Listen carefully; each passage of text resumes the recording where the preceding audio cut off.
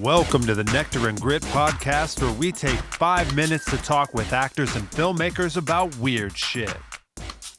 All right, how are you, Craig? It's good to have you on the show. Good. Well, this was nice. I'm glad we had a little bit of time to chat beforehand. It's always fun to find out about all my filmmaker buddies. Yeah, thanks for coming on the Nectar and Grit podcast. I appreciate it. It's cool. Let's get right into it though, because we only got Oh 5 minutes. What projects do you have coming up, or have you been working on? I've got about 4 short films that are in the hopper that I'm excited to get at this year. 2 of them I think are going to be really something to see.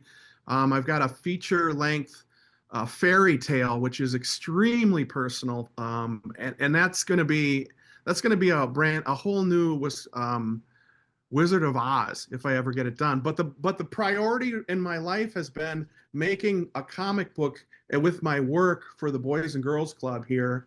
This is the Baghead's Big Book of Jokes and Giggles, and my whole classroom is full of comic strips, and I mean they go up on the wall over here too, on the other side of this cool video game. Yeah, I got a video game in my classroom. Isn't that awesome?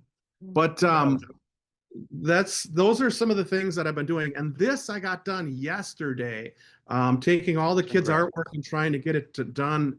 Oh, it was so hard, and it looked so simple, but something so simple was so difficult. Frustrating. Congrats on getting that finished. Yeah. If a roach had final cut on your last film, what scene is it cutting?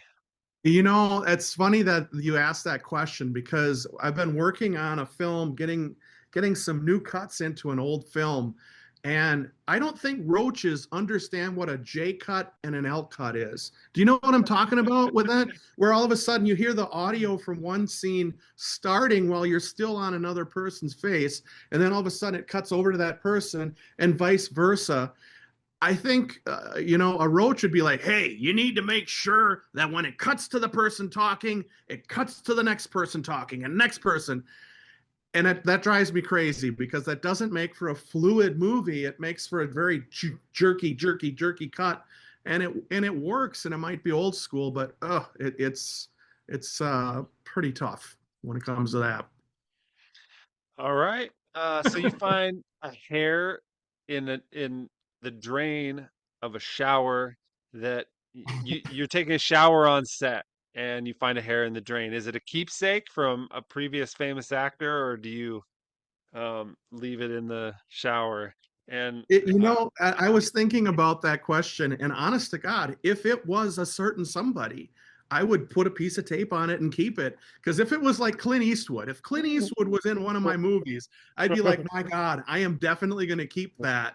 Whereas if it was somebody else that I wasn't really familiar with, I'd be like, no, put that over there. If it was a Dan Davies hair, I would definitely want to save that. Put that on my collection of Dan Davies hair because I've been keeping that. Your couch is probably covered in Dan Davies hair. It's a Nice. lint roller that. So if you were on a desert island with Yeah. Michael Bay and Zack Yeah. Snyder, who are you sacrificing first for raft parts?